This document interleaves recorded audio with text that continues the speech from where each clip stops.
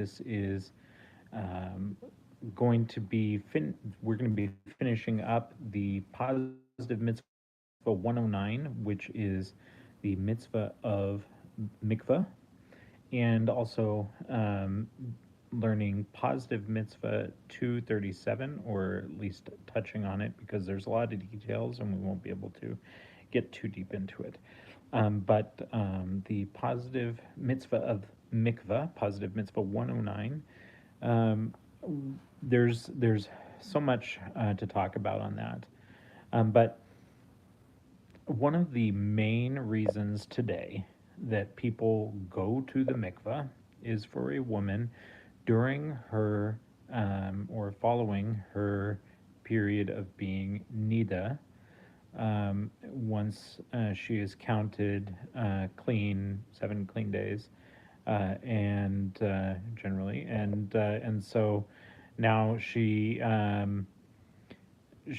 going to the mikvah to immerse so that she can be back together with her husband.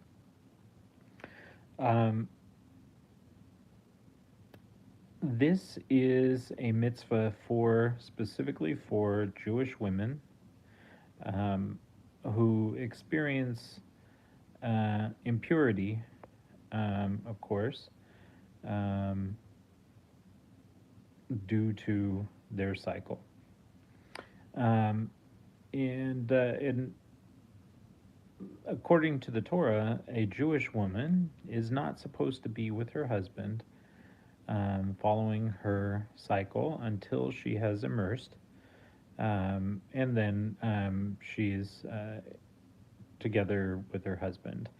The punishment of not doing so is gores. Now we're actually in a situation right now where we're in exile, and a lot of people don't know these things, and they're not. Um,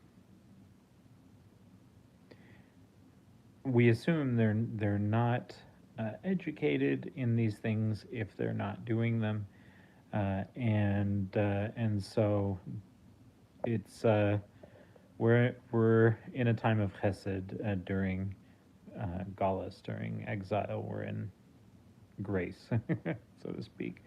Um, and so there are a lot of Jewish women who have not ever gone to the mikveh. Some people, unfortunately, don't even know they're Jewish. There are countless stories where a woman or a man is asked, "Are you Jewish?" And they say, "No, my mom is," which Judaism says that means you're 100% Jewish. You're not half Jewish. You're 100% Jewish. Um, all right. So a woman, let's say she's never been to the mikveh. She's Jewish. She's never had that experience of going to the mikveh. Now she's post menopause. And has she completely missed out on that mitzvah? No. The secretary of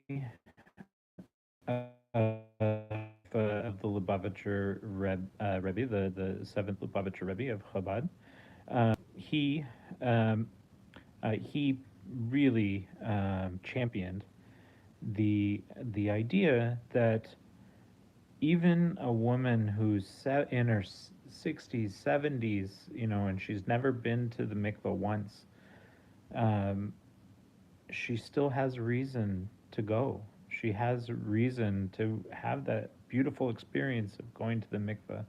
And it's not a fake thing, it's something that she can do. And it's a real thing, it's a beautiful thing, and it's actually doing something. Because a woman who's been through all of that has never had that ritual impurity washed away if she hasn't been through the real mikvah experience. Um, so, uh, just throwing it out there into the world, if you are a Jewish woman, and you've never experienced going to the mikvah, find your local mikvah and go. Um, whether or not you've gone through, if you're still not going through your cycle, there's still reason to do so. It's a beautiful, highly spiritual mitzvah, and you should do it at least once in your life. All right. And the final mitzvah for the day is positive mitzvah 237.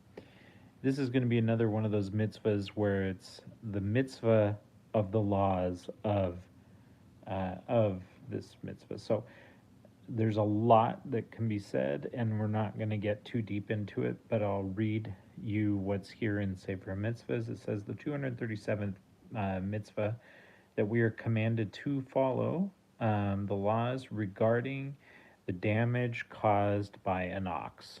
And this is discussed in Shmos, in Exodus, Exodus 21:28 and Exodus 21:35. And this doesn't just mean your ox, but the ox is the archetypical example that's been given of an animal that ends up damaging either by oh, thank you so much, by either killing someone or by killing another animal. This ox does so, and the Torah, which is in your Bible, if you have a book of Exodus, it's in there. Exodus 21:28 and Exodus 21:35. Um, and so the source of the commandment is God's statement, exalted be he, if an ox gores a man or a woman, etc. And the verse that says, if a person's ox injures the ox of another person, etc. So the details of this mitzvah are also explained in the Mishnah in Bava Kama. All right. What are we all talking about? Well, you can go back to the beginning, but we just reviewed the some final ideas regarding the mikvah and the other mitzvah was the mitzvah of an animal that damages or kills a person or another animal. And so both those mitzvahs are discussed in the Torah. Anyway, so feel free to go back and listen to this. We're going to go ahead and end it now. Thank you so much for joining me. Have a great day in every way. And someone here said, I look dead inside. And I can assure you, I'm very much alive. All right. Thank you so much. Have a wonderful night. Bye bye. God bless.